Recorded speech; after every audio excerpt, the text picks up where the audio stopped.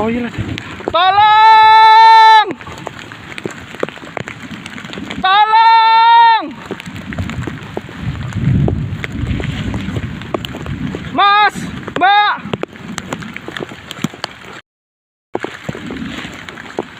Ya Allah.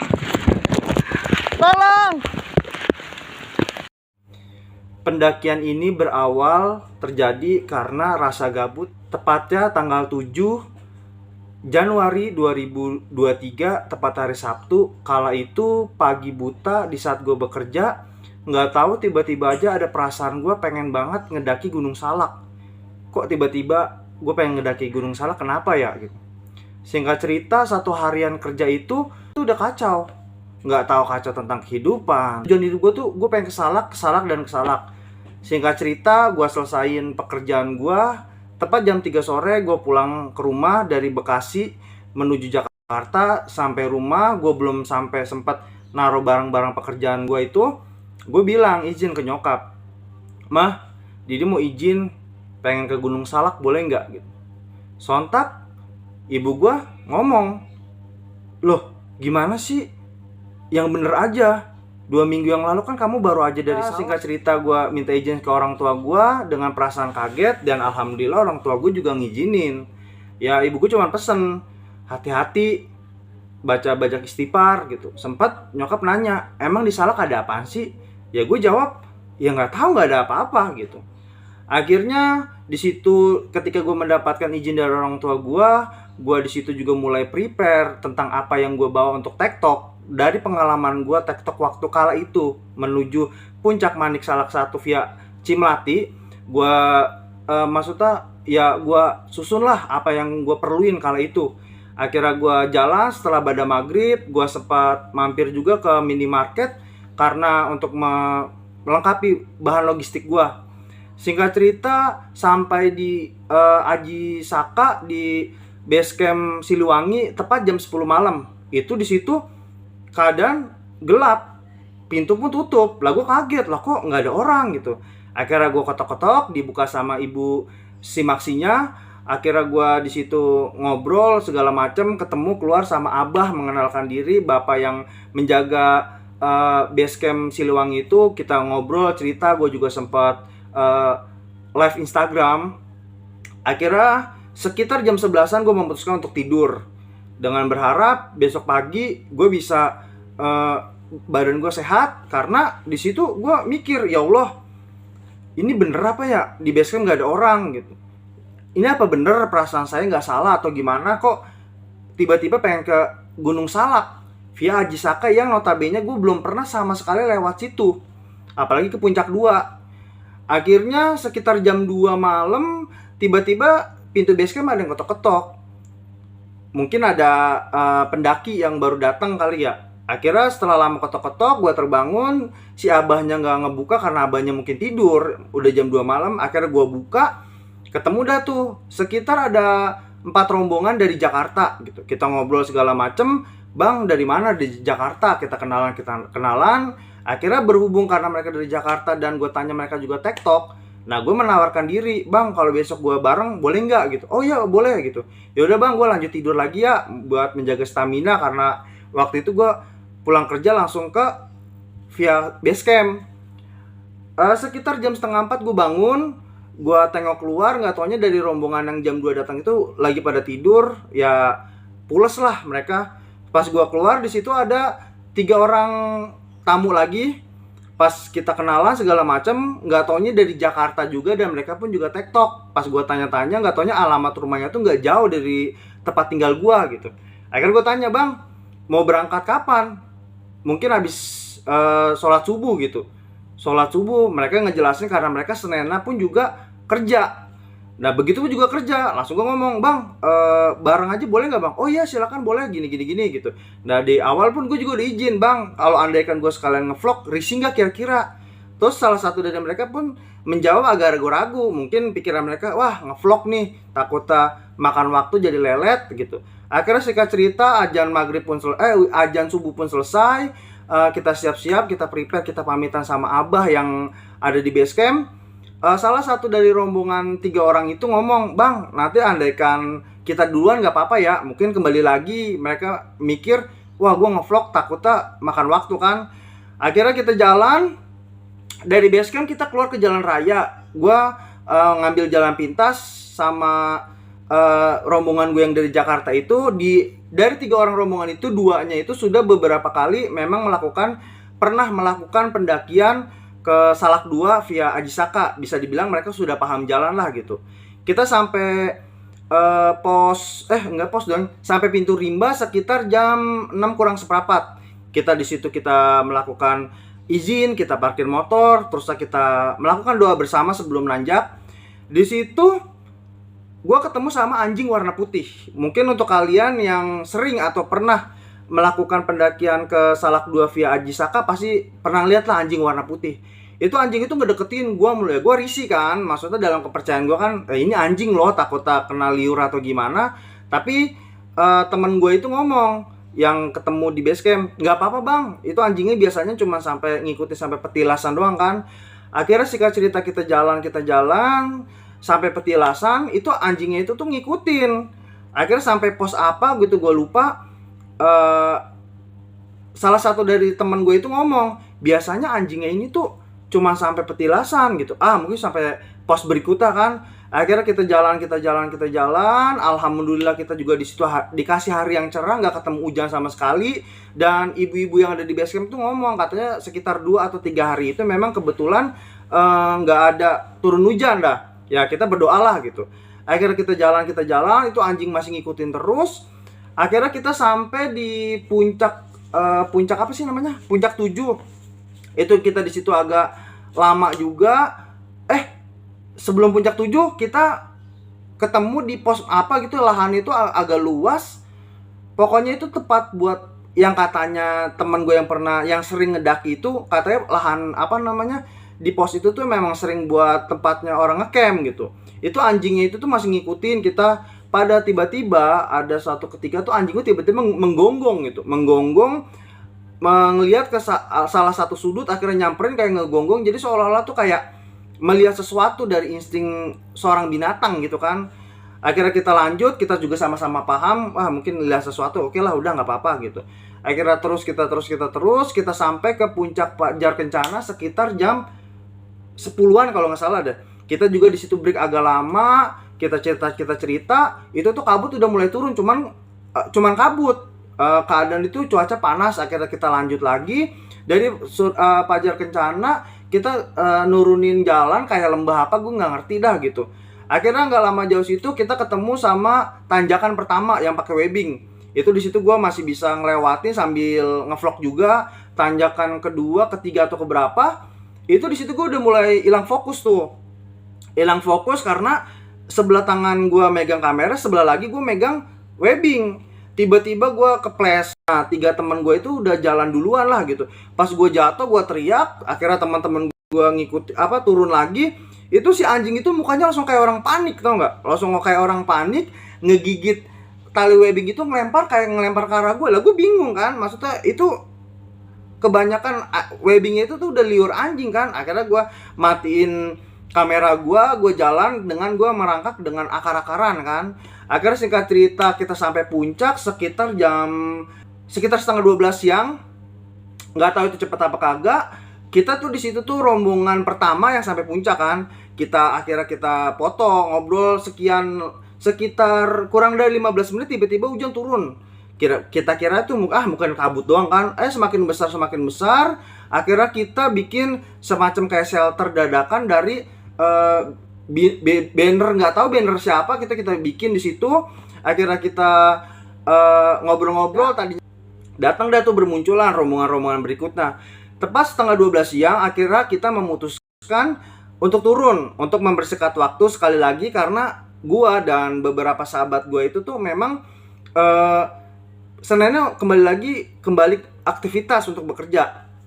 Akhirnya singkat cerita, dengan kaki yang luka karena gue di webbing yang keberapa itu udah mulai merasa sakit banget deh, gue nyeri. Nah terus di belakang gue itu pas kita turun ada yang ngikutin bareng juga pendaki, ya udah dah kan gitu. Akhirnya yang 3 teman gue itu yang dari Jakarta itu jalan terlalu cepat. Nah, gue jalan nyantai karena kaki gue sakit kan. Nah, terus yang di belakang gue itu tiba-tiba ngomong, ya udah bang, jalan duluan aja, gue mau ngelepas mantel gue gitu. Mungkin karena dia kegerahan atau ribet kan. Akhirnya gue jalan, gue pelan-pelan. Ya seperti biasa, gue ngikutin jalan setapak disertai dengan tanda-tanda yang iketan pohon itu kan. Nah, di tengah jalan gue ketemu sama rombongan yang dari Jakarta yang waktu jam 2 malam itu datang. Wah bang, gue tegur kan gitu. Kok baru datang? Iya bang, gue kesiangan nih gitu. Oh ya udah gitu. Itu kaki lu kenapa? Iya gue jatuh di webbing yang keberapa gitu. Langsung dia ngomong, coba aja ke Fajar Kencana bang. Di situ ada rombongan cewek 2, cowok 2. Mereka lagi pasang flysheet kok gitu. Oh niat gue, oh ya udah gue ke situ deh. Sekalian gue istirahat atau makan gitu ya. Akhirnya gue jalan kurang lebih setengah jam, lanjut 1 jam. Kok gue nggak ketemu sama Fajar Kencana gitu. Nah terus mungkin masih jauh kan. Akhirnya gue lewat lebih dari 1 jam lebih, kok gue nggak ngelewatin tebing yang tadinya gue jatuh gitu.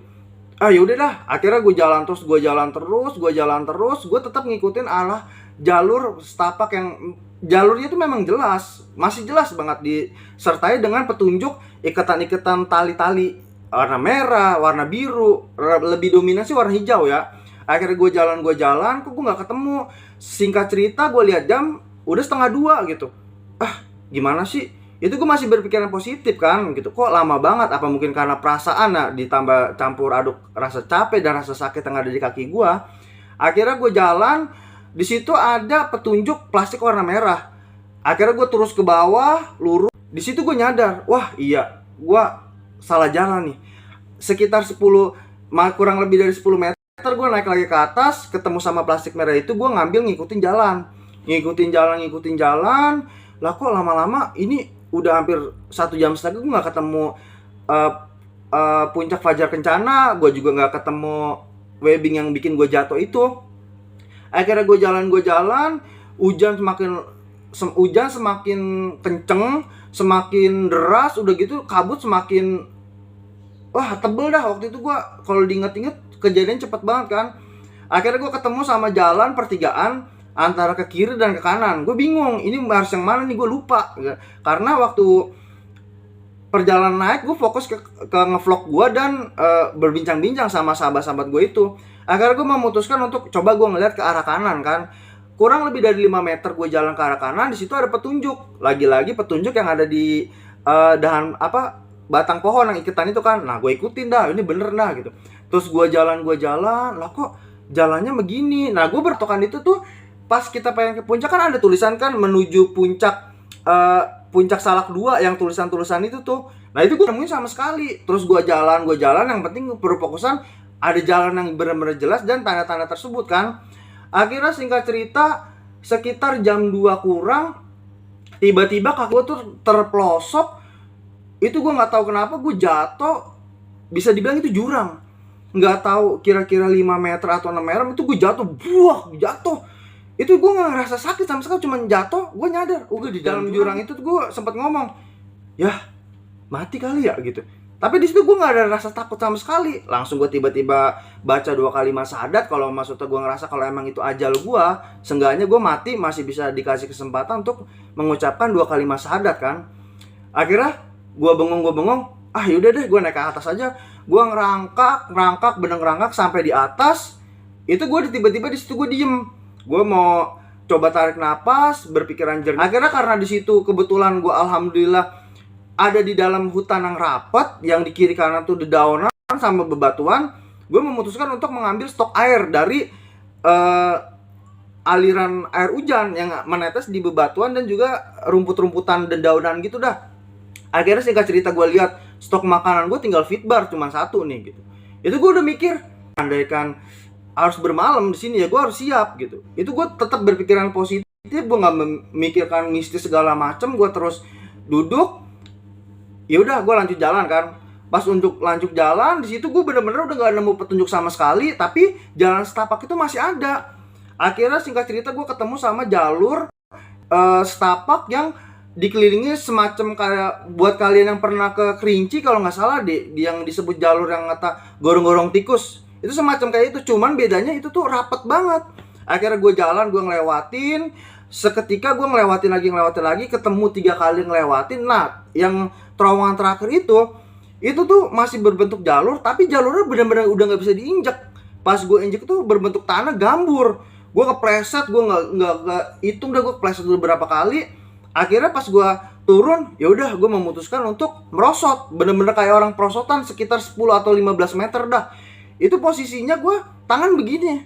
Gue nggak bisa namanya pegangan dahan karena di kelilingan terowongan itu tuh nggak taunya tuh kayak dahan-dahan, pohon-pohon yang ada banyak duri-durinya lah gitu. Itu gue merosot, jatuh, brek, gue jatuh. Itu gue sempat diem. Ya Allah, gimana ya? Gue bingung harus gimana lagi. Cuman posisinya di situ gue lillahi ta'ala nggak ada ngerasa takut, nggak ada mikir tentang mistis segala macem. Jam 2 kurang 5 menit itu tuh udah gelap sama sekali. Gue udah bener-bener nggak tahu gue ketemu jalan gimana. Gue di situ udah menyatakan iya gue salah jalur gitu. Cuman di situ gue nggak ada kepikiran, gue nyasar. Gue cuma bilang iya gue salah jalur. Gue udah tepat banget kan.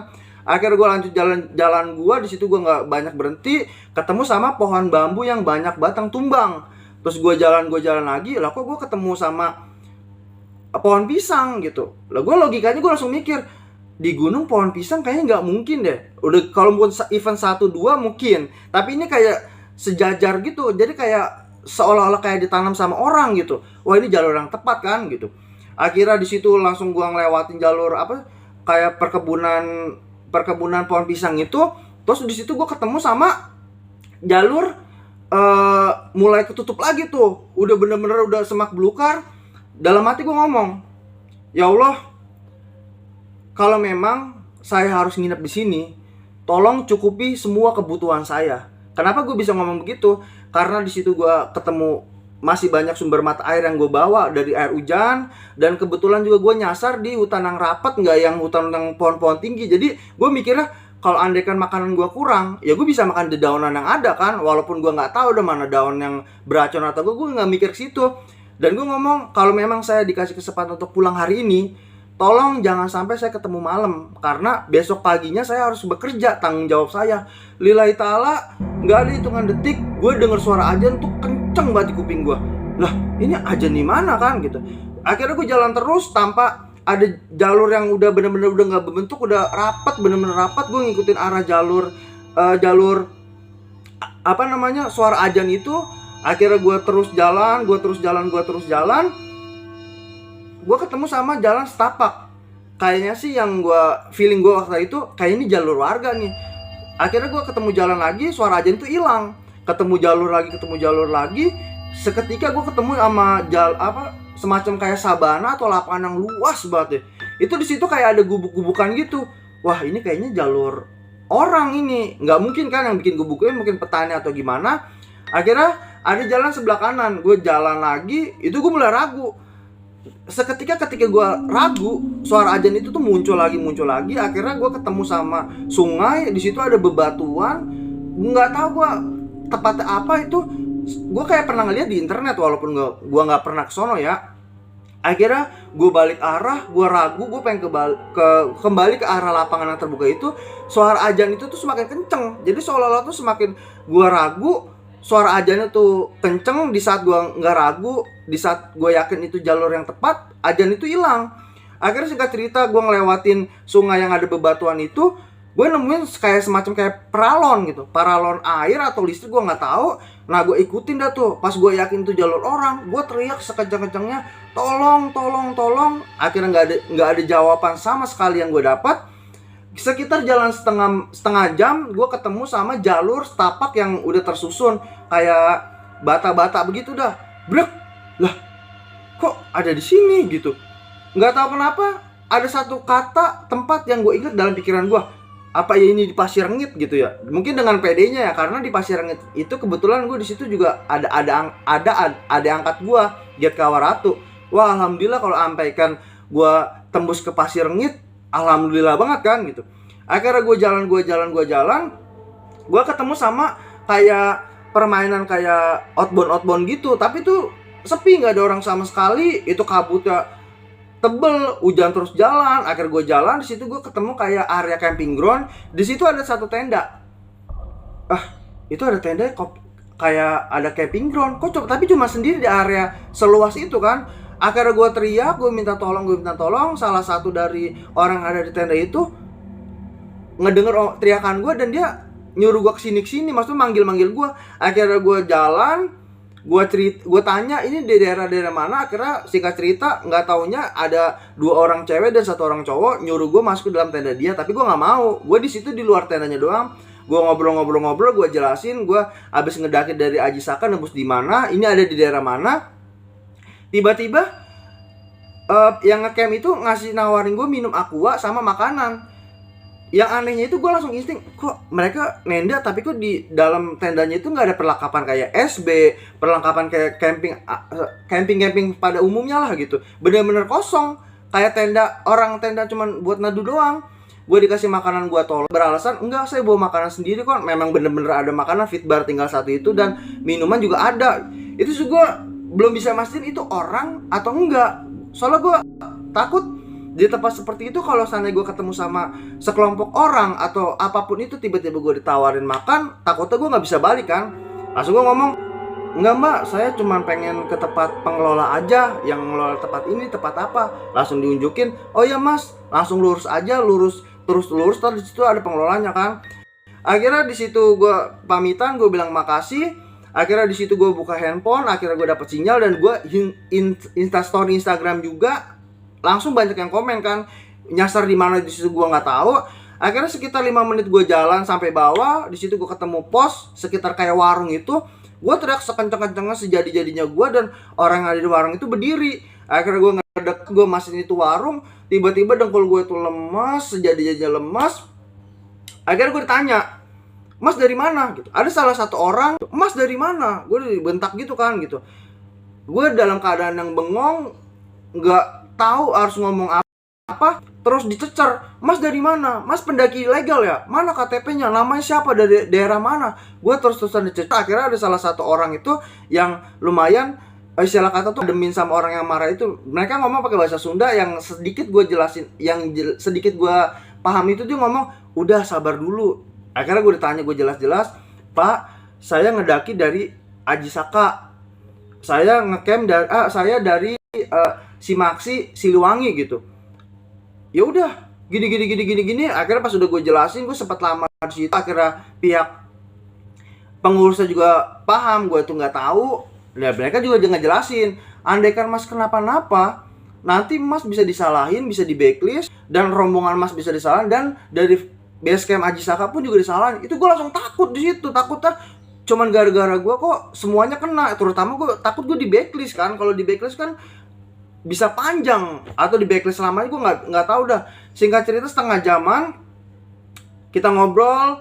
Seketika yang marah-marah tadi mendadak lembut dan gue ditolong. Akhirnya gue diantar sama salah satu motor warga ke basecamp Aji Saka. Tengah jalan gue nanya, Pak, ini saya sebenarnya ada di mana Pak? Itu yang saya lewat situ kan tadinya Pura. Iya Pura ya tahu lewat. Iya. Nah ini saya nembusnya di mana ini saya? Ini Kalimati. Kalimati. Jauh banget nggak Pak? Jauh. Masya Allah. Kalimati Curug Nangka ini. Akhirnya setengah 4 gue udah sampai di base camp Aji Saka, Pintu Rimba. Gue di situ tengah jalan gue memutuskan untuk nggak ke Aji Saka karena motor gue ada di parkiran Pintu Rimba kan. Akhirnya gue ngobrol, Pak, terima kasih banyak Pak, saya harus bayar berapa gitu. Kata bapak-bapaknya, nggak usah mas gitu. Ya saya kasihan kan, karena itu jaraknya itu tuh lumayan jauh kan. Udah gitu ditambah dengan tanjakan yang ekstrim, jalan yang rusak, motor bapaknya itu kayak berbau gosong. Akhirnya gue kasih sejumlah uang. Gue bilang, Pak, uang bisa dicari, nyawa saya paling penting lah gitu. Akhirnya gue singkat cerita, gue udah sampai di pos Rimba. Dan 3 teman gue itu tuh bebarengan tuh turun. Mereka tuh ngelihat gua tuh serentak, gua ngelihat mereka, tiba-tiba mereka bengong. Di antara 3 mereka itu tuh mereka tiba-tiba nengok ke arah belakang, memastikan, lah ini bocah dari mana? Langsung dia ngomong, Bang lu turun dari mana? Ya gua ngomong, gua tadi turun di daerah Kalimati. Buset, Kalimati. Kaget kan, segala macam. Akhirnya singkat cerita, kita memutuskan untuk segera ke base camp. Gue cerita sama abah, sama ibu yang ada di warung itu. Ibunya juga sampai geleng-geleng kepala. Ya Allah, astagfirullahaladzim, kaget lah gitu. Bukan orang-orang sembarangan yang bisa lewat situ gitu. Akhirnya ibu itu ngomong, dari kronologi yang gue cerita, dari gue nanjak, gue diikutin anjing putih, dan juga gue jatuh, ibu juga ngomong, wah berarti ada pesen nih yang harus disampaikan. Apalagi kan masnya ini kan punya YouTube channel kan gitu. Sampaikan apa yang harus disampaikan. Udah gitu mas itu kan bilang tuh nggak normal, jam 2 siang mana ada sih azan kan. Akhirnya gue cerita, ibu juga ngomong ada hikmahnya juga gitu. Semesta kayak tahu nih, dengan keadaan yang kaki yang nggak sehat, lewat Kalimati yang bener-bener tuh jalannya tuh dibilang nanjak mah nggak terlalu nanjak, turun nggak terlalu turun, kebanyakan landainya. Bisa dibilang tuh gue turun dari jam setengah 12 sampai tepat bawah itu jam 3 sore. Berarti 2 jam setengah gue turun ya. Dalam keadaan itu gue gak capek sama sekali. Stamina gue terus on. Dengan keadaan yang kabut, hujan, gue kesasar, gue nyebur jurang. Itu di sini bener-bener lillahi ta'ala. Gue ngerasa tuh kayak di situ tuh gue gak pernah belajar namanya navigasi tentang alam. Tiba-tiba tuh gue insting gue tuh main di situ. Di situ gue gak mikir tentang mistis. Gue cuma punya keyakinan saat itu gue cuma punya Allah, dan gue berbekalan dengan doa orang tua gue gitu, doa ibu gue gitu. Akhirnya 4:30 gue pamitan. Setelah gue makan istirahat, gue sampai rumah, gue cerita ke nyokap gitu tentang apa yang terjadi sama gue kala itu gitu. Ya udah, akhirnya gue tidur, gue bisa kembali aktivitas seperti biasanya di hari Seninnya. Ya pokoknya sampai di sini aja dulu sedikit cerita pengalaman gue TikTok Aji Saka kala itu, seorang diri dari Jakarta. Mungkin sebelumnya terima kasih banget buat sahabat-sahabat traveler yang udah ngedukung gua dari via Instagram, via WhatsApp, bahkan telepon gua nanyain tentang kabar gua gimana gitu. Sebenarnya gua agak ragu untuk cerita ini. Cuman kala itu waktu gua cerita, waktu itu gua nyasar, gua sempat ngomong, ya Allah, kalau memang saya dikasih kesempatan untuk bisa keluar, mudah-mudahan ada suatu cerita yang bisa saya bagikan untuk sahabat traveler atau teman-teman saya, untuk banyak orang. Ya udah, Allah ngasih kesempatan gue untuk pulang. Ya udah, gue sempat ragu, dan mohon maaf banget kalau seandainya di vlog cerita gue ini banyak banget kata-kata yang tersusun yang amat sangat berantakan, karena memang first time. Gue bukan tipikal orang yang bisa ngomong panjang lebar di depan kamera. Dan dari beberapa vlog gue itu memang gue tuh kebanyakan tuh ngevlog ngomong secara selengean aja gitu. Jadi kalau seandainya di vlog gue ini gue ngomong agak berantakan dengan kosakata yang amburadul, gue mohon maaf banget. Gue cuman bercerita tentang apa yang gue alamin kala itu. Pesan dari cerita ini, gue cuman pesen banget untuk kalian, siapapun kalian yang pengen pergi kemana-mana, terutama khususnya seperti gue yang mempunyai hobi ke alam, alangkah baiknya kalian pamitan ke orang tua, terutama ibu. Karena doa orang tua termasuk ibu itu tuh amat sangat sakral. Apapun yang terjadi sama gue kemarin itu, gue sikapin karena memang dari awal niat gue baik, dan niat gue memang bener-bener ingin cerita tentang apa yang gue rasakan kepada alam kala itu. Dan ditambah gue dengan mengantongi izin restu dari ibu gue. Jadi untuk kalian, sekali lagi, jangan gengsi, terutama cowok nih, apalagi anak rantau, ngerasa wah gue jauh dari orang tua nih gitu. Apa salahnya sih kalau kalian pergi kemana-mana atau ngelakuin segala kegiatan, bisa WhatsApp, bisa telepon, Bu, Pak, saya pengen kesini, pengen kesana. Yakin deh, dua orang tua, terutama ibu itu bener-bener perisai pelindung kita yang paling ampuh, yang bisa ngalangin kita dari apapun. Dan gue rasa memang seperti itu. Kejadian gue kemarin itu, gue gak ngerasa gue dibantu sama goib dengan adanya gue dibimbing sama anjing putih, dan gue nyasar dibimbing sama suara azan. Gue yakin banget itu doa dari ibu gue memang sudah diberikan sama Allah melalui perantara itu. Dan untuk kalian yang pengen ke Gunung Salak khususnya, alangkah baiknya kalian itu minimal pergi berdua, bertiga, atau kelompok banyak, ataupun sama guide asli Gunung Salak, ataupun sama orang yang memang benar-benar sudah hafal jalan itu. Ya itu, selain treknya yang bahaya, yang nggak bisa ditebak. Bahkan orang yang udah sering kesono pun juga bisa kesasar ataupun mengalami hal-hal buruk dari gunung itu. Walaupun gunung itu cuma sekitar 2000-an, yakin deh lebih parah dari jalur yang 3000-an. Jadi gue alhamdulillah banget masih bisa pulang ke rumah dengan keadaan yang tangan gue masih lebam-lebam, kaki gue juga masih banyak lukanya. Ya pokoknya gue tampilkan apa adanya cerita gue ini. Mohon maaf kalau kurang menarik, karena di sini gue ngevlog story bukan untuk viewers, bukan untuk gaya-gayaan atau booming atau segala macam. Karena menurut gue memang dari awal gue berangkat, gue punya perasaan kayak terasa terpanggil sama Salak. Dan gue pulang terkesan gue kayak gue harus menyampaikan sesuatu nih. Buat kalian dimanapun berada, jangan pernah ngeremehin alam. Jangan pernah ngerasa wah gue senior nih, wah gue ngerasa gue udah punya ilmu tentang alam. Jangan, karena alam gak bisa diprediksi segala macam apapun itu. Yang pertama kita harus restu orang tua, jaga sikap kita, hati kita yang bersih. Jadi pokoknya sampai di sini aja dulu dah vlog story gue. Kalau untuk dibilang kapok ke Gunung Salak, lillahi ta'ala enggak. Cuman kalau untuk kembali lagi ke Gunung Salak, gue untuk butuh waktu untuk menyehatkan tubuh gue. Rasa trauma pun enggak. Justru gue bersyukur sama Gunung Salak khususnya. Di situ gue terima kasih banget. Gunung Salak udah ngedidik gue.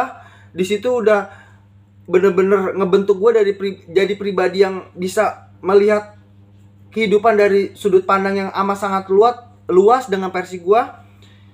Pokoknya sampai di sini aja dulu vlog gua. Nanti secepatnya gua bakalan ngebuat vlog perjalanan gua kala itu menuju puncak 2 TikTok via Aji Saka. Sekali lagi pokoknya terima kasih banget untuk sahabat traveler dimanapun kalian berada. Pokoknya tetap dukung terus kalian anak bangsa.